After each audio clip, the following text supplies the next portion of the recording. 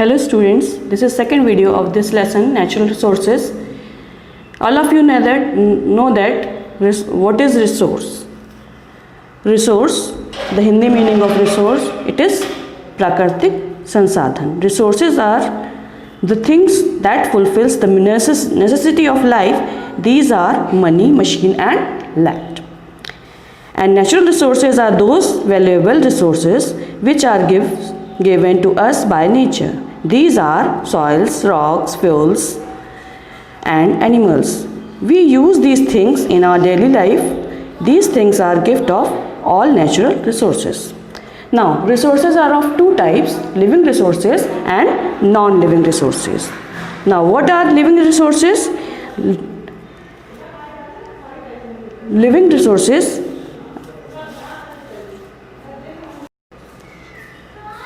Natural resources are of two types, living resources and non-living resources. Living resources are always regenerated if the conditions are favorable. They include from agriculture crops, grasses, wild and domestic animals. And non-living resources are of two types. These are renewable resources and non-renewable resources. Renewable resources are non-existable. So it is called renewable resources. It includes land, water, air and sunlight. These are renewable resources. Now, non-renewable resources, it includes minerals and fossils such as coal and petroleum, which are also non-living resources because they are exhaustible. ये जो है renewable resources हैं फिर से regenerate हो जाते हैं, बन जाते हैं, मगर non-renewable resources जो हैं फिर से नहीं generate होते. Such sources cannot be replaced by any other resources. यहाँ तक आप लोगों ने पढ़ लिया था. आज हम लोग आगे पढ़ेंगे uses of natural resources. Now, natural resources are very important for the development and growth of industry and human beings. Natural resources मतलब प्राकृतिक संसाधन जो हैं वो मानव के विकास के लिए और कारखाने के विकास के लिए बहुत महत्वपूर्ण है. Some natural resources can be directly used by human beings. कुछ ऐसे resources हैं जिनको हम डायरेक्ट यूज़ करते हैं, जैसे एयर, इसको हम लोग प्रोसेस नहीं करते हैं. वाटर, सनलाइट, इनका हम डायरेक्ट इस्तेमाल करते हैं. Other resources have to be processed, लेकिन कुछ रिसोर्सेज ऐसे हैं जिनको हमको प्रोसेसिंग की ज़रूरत पड़ती है.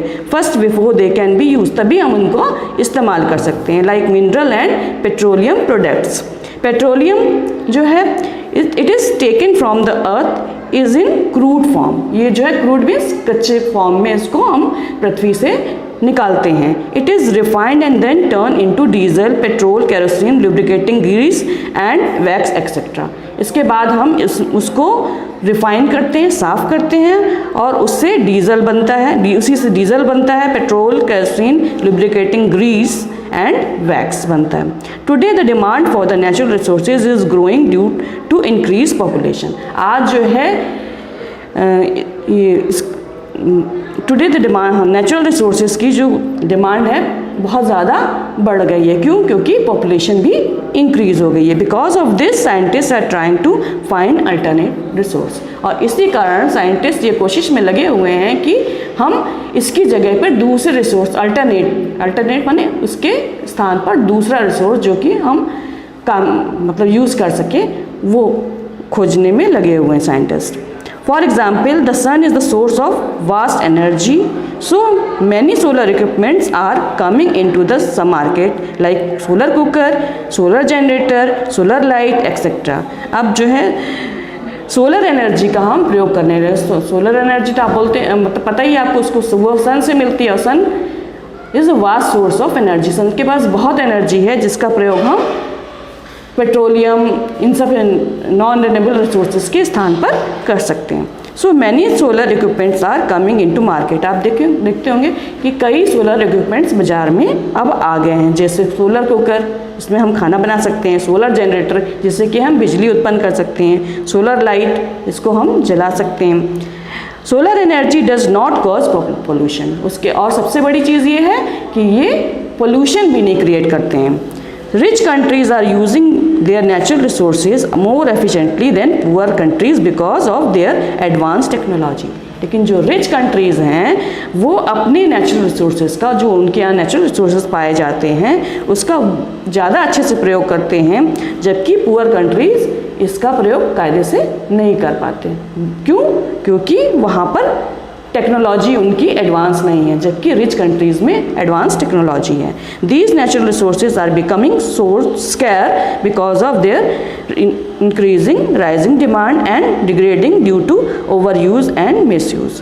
अब जो नेचुरल रिसोर्सेज हैं वो दिन पर दिन इतनी इनकी डिमांड बढ़ती जा रही है कि धीरे धीरे वो कम होने लगे हैं, और साथ में उनकी degrading due to overuse, और बहुत ज़्यादा इस्तेमाल करने से वो भी, और मिस यूज़ होने से उन डिग्रेड मतलब नीचे उनका स्तर गिरता जा रहा है।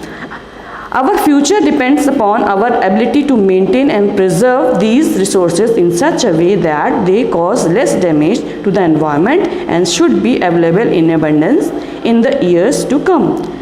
अब हमारा फ्यूचर जो है डिपेंड करता है कि हम उस रिसोर्स को किस प्रकार इस्तेमाल करते हैं।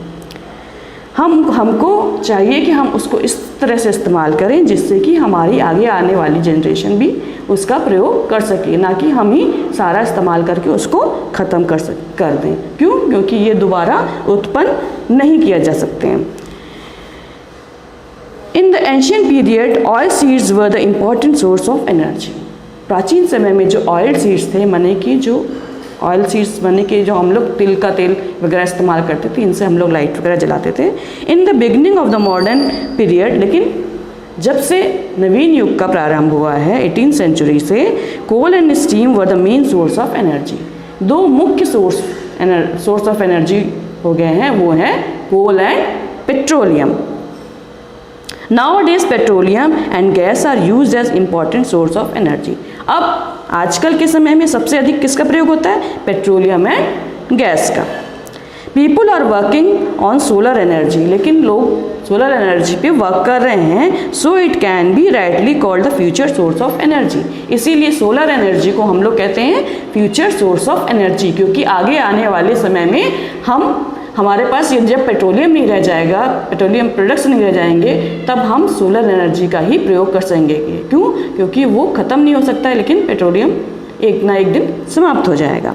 It is very important that we use our natural resource carefully and wisely. ये बहुत महत्वपूर्ण है कि हम इन नेचुरल रिसोर्सेज को बहुत सावधानी पूर्वक इस्तेमाल करें।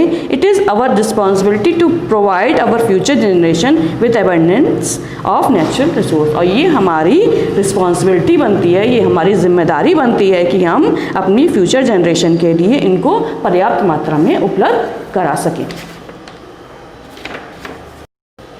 Now students, the summary of this lesson, number 1 is resource. The things that fulfill this necessity of life is called resource. Now second, natural resource. Natural resources are divided into two parts: living resource, non-living resource. Living resources are regenerated. These are forest, grasses, wild and domestic animals. Non-living resources are of two types: renewable resources, non-living resources. Renewable resources are non-existable and non-living resources are existable. These are land, renewable resources. Example of renewable resources: land, water, air, sunlight. And non-renewable resources: mineral, coal, petroleum. This is the summary of this lesson. All of you note down in your copy. And next, word meanings. I am writing word meanings.